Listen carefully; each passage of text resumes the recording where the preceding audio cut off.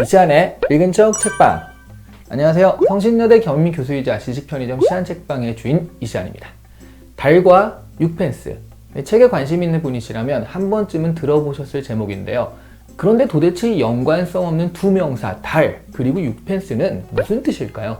썸머신 몸의 달과 6펜스, 이 책은요 사실 이 제목만으로도 모든 것을 이야기하는 소설입니다. 그리고 이 제목의 은유가 요즘에는 현대적으로 전유가 좀 되어서요 퇴사하고자 하는 사람이 꼭 한번 읽어야 하는 책으로 추천되고 있기도 하죠. 사실 제가 약간 그렇게 미는 면도 있고요. 이제부터 왜 그런지 살펴보도록 할게요. 달과 6펜스는요 가상의 화가 찰스 스트링랜드의 이야기를 작가인 주인공이 간접적으로 접한 다음에 그것을 재구성해서 들려주는 소설입니다. 그러니까 화가 스트링랜드의 일대기라고 할 수 있는데요. 여기서 중요한 사실은요, 이 화가의 모델이 실제로 있다는 거죠. 바로 타히티 섬으로 가서 그림을 그린 것으로 유명한 폴 고갱입니다. 하지만 정확히 폴 고갱의 일대기는 아니어서요, 같은 부분과 다른 부분이 있거든요. 그 포인트는 먼저 달과 6펜스를 소개해 드린 후에 그리고 비교해 드리도록 하겠습니다. 달과 6펜스는 처음에 관찰자인 내가 찰스 스트링랜드의 부인을 알게 되는 이야기로 시작을 합니다. 이때는 스트링랜드가 런던에서 증권 중개인 일을 하던 전형적인 중상류층 가정의 일원이었어요. 그런데 작가는 어느 날 이 부인에게 연락이 와서 어떤 일을 부탁받게 되거든요. 그게 뭐냐면 파리로 가출해버린 스트링랜드를 찾아서 집으로 돌아오게 설득을 해달라는 그런 부탁이었어요. 그렇게 작가는 파리로 떠나게 됩니다. 이때만 해도요, 모두 스트링랜드가 젊은 여자한테 빠져서 그 여자와 같이 이제 사랑에 도피죠. 그래서 파리로 도망친 것이라고 생각을 했었는데요. 근데 막상 스트링랜드를 파리에서 만나고 보니까 사실은 그림을 그리고 싶어서 자신의 모든 기득권, 재산 같은 것들을 다 포기하고 돈도 별로 없이 파리로 온 것이라는 것을 알게 되는 거죠. 당연히 스트링랜드는 집으로 돌아가지 않겠다고 말을 합니다. 왜냐하면 스트링랜드에게 집이란 자신의 꿈이고 이상인 그림을 그리는 것의 정반대점에 놓인, 그러니까 먹고 사는 현실이었기 때문이죠. 그로부터 5년 후 정도 작가는 파리에서 살게 되는데요. 그때 스트링랜드의 이야기를 다시 접하게 됩니다. 자신의 친구였던 통속적 화가 스트로브라는 사람을 통해서인데요. 이 통속적 화가라는 게 뭐냐면 대충 팔릴 만한 그림을 그려가지고 잘 팔아먹고 사는 그런 사람이었어요. 근데 이 스트로브는 스트링랜드를 천재로 추앙을 하고 있었고 그에게 많은 도움을 주고 있었습니다.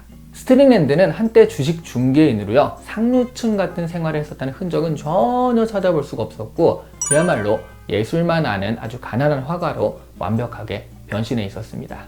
무엇보다 현실적인 감각이라든가 고뇌, 그리고 주변 사람에 대한 배려, 아니면 일상적인 윤리나 도덕 따위의 개념이 전혀 없는 그냥 딴 세상 사람처럼 살고 있었거든요. 그렇게 좀 알고 지내다가 어느 날 스트링랜드가 큰 병이 나게 돼요.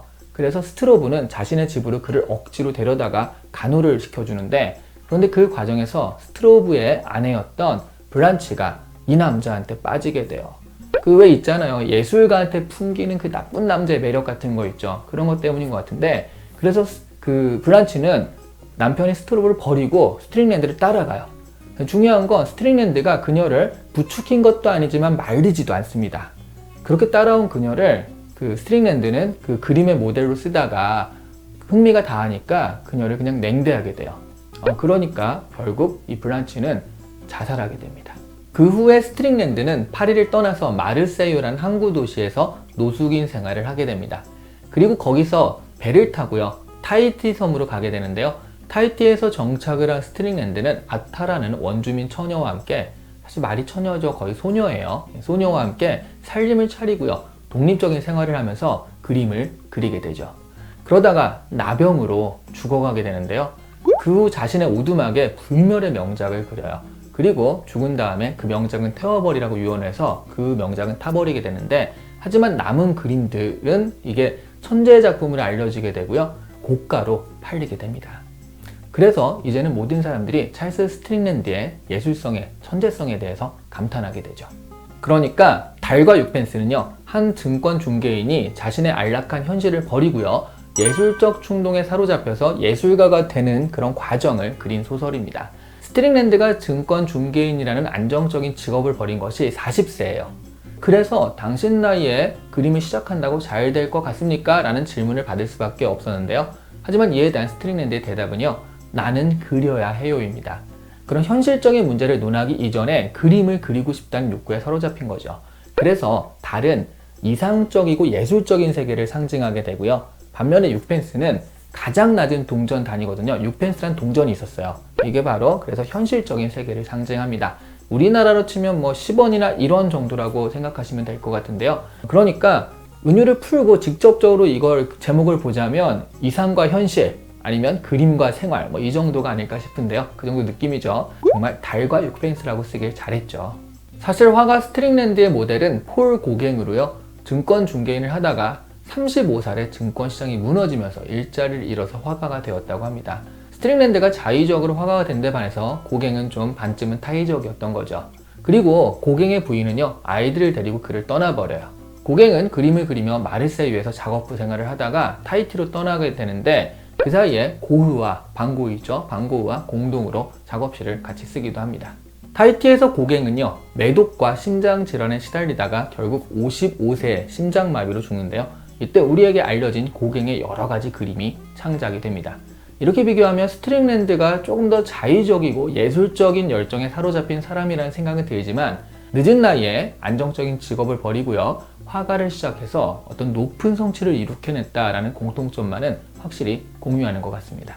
그런 의미에서 최근 퇴사를 꿈꾸는 사람들이 한 번쯤은 읽어야 할 필독서로 떠오르고 있는데요.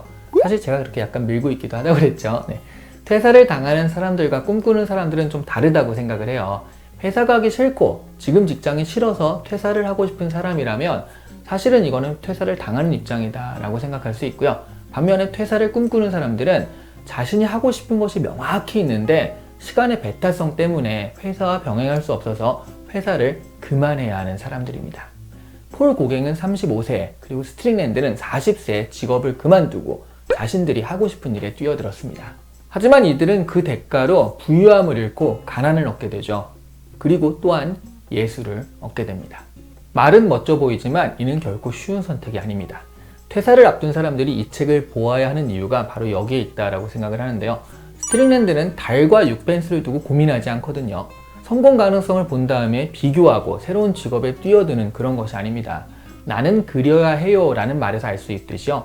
둘 사이를 비교하고 갈등하는 정도라면 회사를 그만두지 않는 것이 맞습니다. 비교조차 할 필요가 없고요. 앞날에 드리울 어떤 현실적인 고난이 전혀 눈에 들어오지 않을 때 그때만 퇴사를 해서 자신이 하고 싶은 일에 뛰어들 자격이 생긴다고 말씀드릴 수 있을 것 같아요.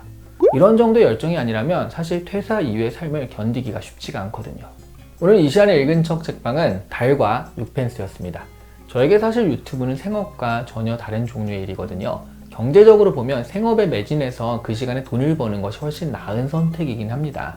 하지만 스트링랜드 같은 열정까지는 안 되지만요. 그래도 이렇게 지구인 여러분과 만나는 시간이 좋아서 이 영상을 만드는 것을 놓을 수가 없습니다. 좋아요와 구독으로 저의 열정이 틀리지 않음을 많이 공감해 주시길 바랄게요. 감사합니다.